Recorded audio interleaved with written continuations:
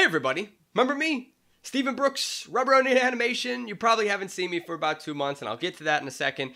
But man, we got a great video blog today. It's video blog 7, and it's going to be on music. You probably will have noticed by now that I have a different backdrop. Things have been happening in the last 2 months, obviously, but the major thing is I have moved. I'm in the basement of some family members, and I got a nice workstation set up here. Most of my stuff is in storage, and I'm just using regular earbuds that I got off of a plane for free.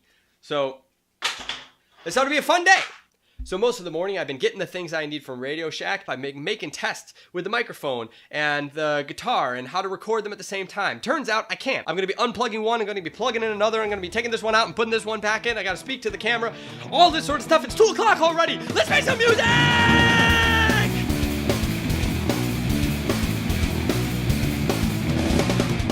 Okay, I've calmed down. I'm set up and I'm ready for work. It's a jerry rig. I'm going to be the social networking fiend that I am and take a little picture and put that up on my Twitter account. Yep. Tweeting. You may notice that I'm actually using a different camera now than I usually use. The only issue for me is that I can't see myself this time. But I'm going to have to get used to that because big things are coming, and this camera is going to play a big part. But you'll have to keep an eye on my website for that. We're blowing up here in Rubber Onion Animation. The program that I'm going to be using today is Sonar from Cakewalk. I opened up a new file here, and you'll notice I have 2 MIDI channels, 2 audio channels. That's the default. So I've said this before. This isn't an actual tutorial. It's just a video blog to show you how I do the work that I do and maybe give you some tips along the way. So if you don't know how to use the program, that's okay. There are a lot of tutorials out there. I usually like to set up the metronome. Okay, so I open up my animatic. I just like to get a sense of things. What are you even after? It's got to be a little lower than that, maybe 140. Oh my! The original thing that I had in mind was the Hungarian Rhapsody. You know, something like that has a long history of cartoons. Now that's a little too fast for what I was going for. That's probably in the 180 to 200 range. I wanted something a little less, so I went with 140. I know that I want to do something maybe like Russian, Jewish folk, gypsy, minor tones, go into major tones, something kind of fun, something a little offbeat, but something that's still recognizable. That's kind of what I'm going for. Now that you've seen my setup, I'm going to go get the guitars and we're going to start. We're going to start recording and doing some work. Here's how it's going to work. I'm going to open up an audio effect. That audio effect is basically an amp for the guitar. I'm going to look at the animatic and I'm going to watch it in loop and I'm just going to start playing the guitar with it. Sometimes I do it with the piano, sometimes I do it with an acoustic. This one I know that I'm going to use an electric guitar, and the reason I'm going to do that is because I want kind of a crunchy distortion sound. It's hard to articulate in words, but I know the feeling that I'm going for, and I'm going to try to replicate that feeling on the guitar and see where we go from there.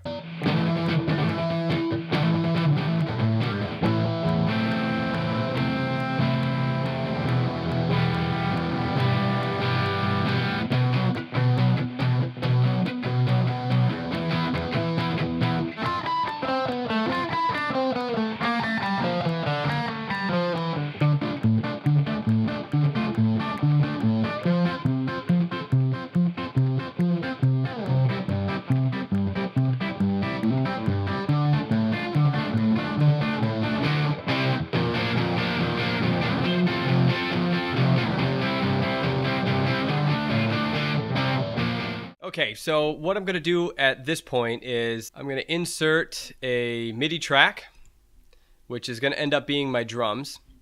Then I'm going to insert soft synths, easy drummer. Once it finishes loading, it'll be my drum set. There are going to be a lot of drummers out there who really hate that I do this. What I do is I open grooves. Listen to these. I'll throw up a little loop here.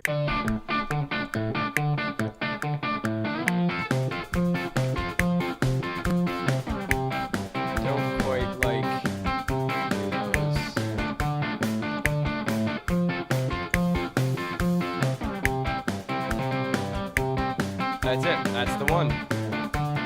I take this and I simply drag it and I drop it in. Drag this out a couple times. That's my drum line. What I'm looking at here, if I go back, bam, bam. So I know I'm gonna want something half the measure. So I go to fills. I want something that's gonna hit a bump, bump, bump, bump, you know, something like that.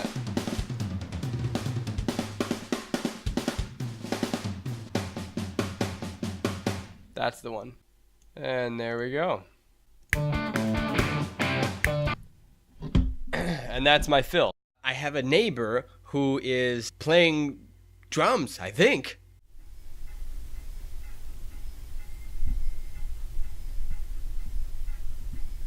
I think I'm going to do bass next. I've been a bassist most of my life, and I know I can do that. So let's lay down the bass. All I want to do is I want to make it simple, and I want to make it driving. That shouldn't take any time at all. So let's see what I can come up with.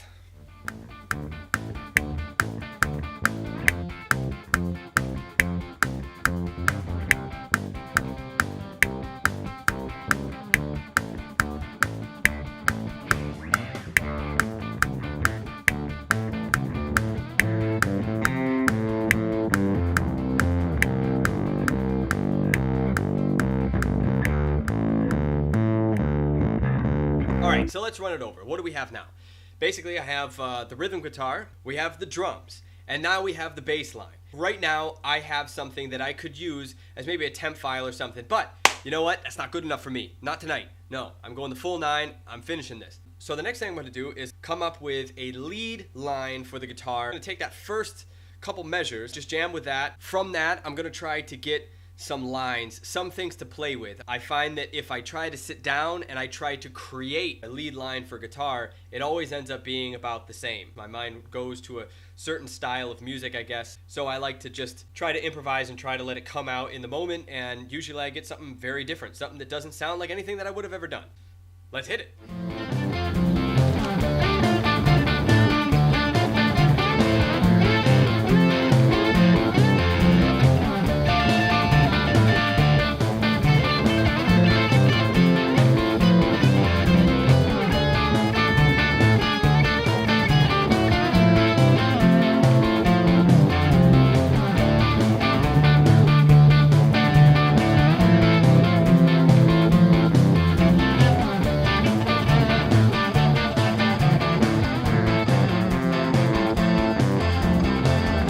Like I have a really good foundation for the song. I mean, it's pretty much done. I do, however, have piano or keyboard, but piano. I'm probably gonna do that tomorrow, and I'll just edit it in.